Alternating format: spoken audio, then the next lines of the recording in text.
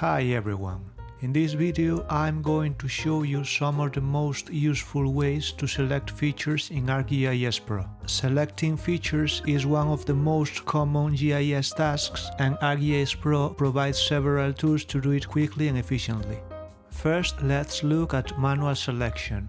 In the Map tab we can use the Select tool. To select a feature, simply click on it. You can hold Shift to add more features to the selection or drag a rectangle to select multiple features at once.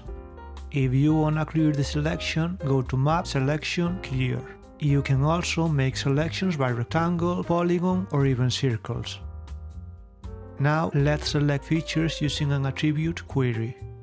I open Map, Selection, Select by Attributes.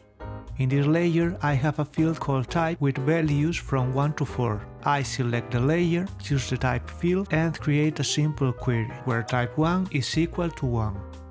Then I click Apply. ArcGIS Pro automatically selects all features that match the expression. This is one of the fastest ways to work with attribute data. Now let's use a spatial selection. I wanna select all points located inside a polygon layer. I open Map, Selection, Select by Location. For the input features, I choose the point layer. For the selection features, I choose the polygon layer. Then I select the spatial relationship. In this case, I will choose Intersect. I click Run and all matching points are selected automatically.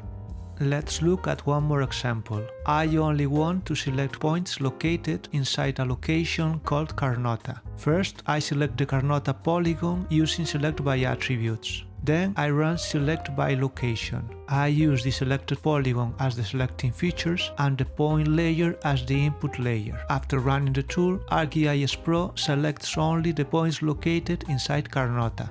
And that's it. Now you know how to select features manually, select by attributes, select by location, and combine selections to work more efficiently. These are some of the most useful selection tools available in ArcGIS Pro. Hope you found this tutorial helpful and see you in the next video.